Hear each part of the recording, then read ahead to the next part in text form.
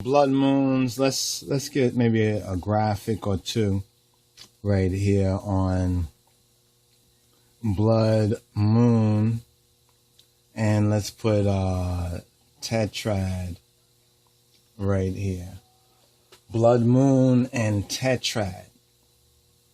Who wants to explain from the basic scriptural verses? There's 3 verses within the Bible which speak of the moon into blood.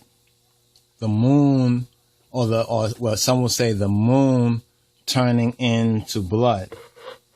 Now, some on a certain level of height, but there's also a science. There's a science. What's the science behind blood moon from what is known by science? Now, some of the worldly Christians or the outer Christians or the Gentile, I think Gentile Christians is because most people who have not studied the real roots of Christianity will see Christianity from a Western Gentile or Protestant, right? Or Protestant sort of perspective, right? So let's see if we can bring this right here, right? They believe that the tetrad and the parents of the blood red moons, as it's called,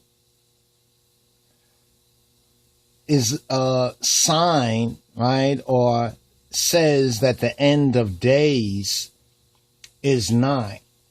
Now, one has to understand the English spell, the English words, or the spell, rather. That might be a better titling of it, the spell of English words.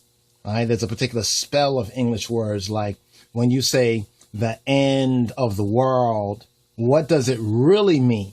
Because there's a certain meaning of the end of the world that a lot of so-called unbible people, when I say unbible, I'm saying that they have not studied the Bible. Some might talk about the Bible, they might carry the Bible around, but they have not studied the Bible for themselves. Now, what is the link or connection of this, right, with the scriptures? Well, first of all, let's go back to the wonderful poster, or rather post-up photo that Brother Yifty had posted on the blood moon tetrad for 2014-2015, right? Which on the days that it occurs, right, on these 4 days, it's interesting that it doubles. So we see it occurs twice consecutively on Passover, as well as it occurs twice consecutively on the Feast of Tabernacles. This is also a key sign, because what is that called?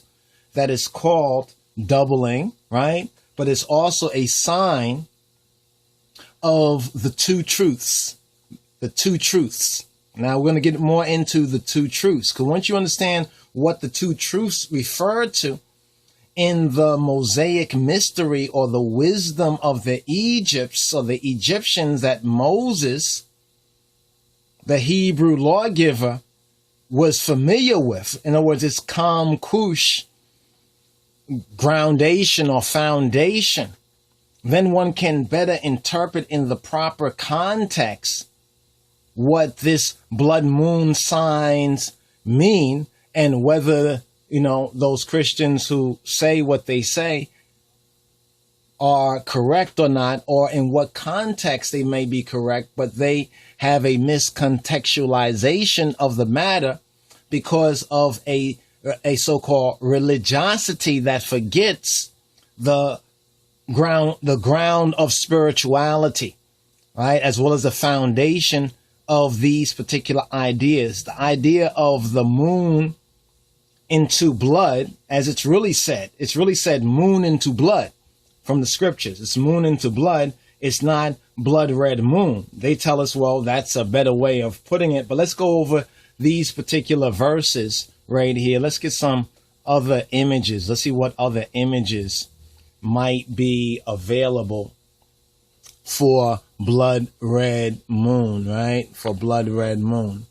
All right. So while that goes through that there, I'm going to point out these verses. So disciples, take this down, right? Take this down in your copybook. Blood, moon into blood occurs only 3 times in the authorized King James Bible. We'd like to begin with the basics, right? With the basics right here. So here you'll see a variety of other interesting, a lot of interesting artwork, right? You'll find a lot of other interesting images right here. Blood red moon, right? And some of the accompanying information that goes along with it is also very interesting right here. There's various interpretations of that. And not to get lost in everyone's interpretations, right? Because there's many different interpretations.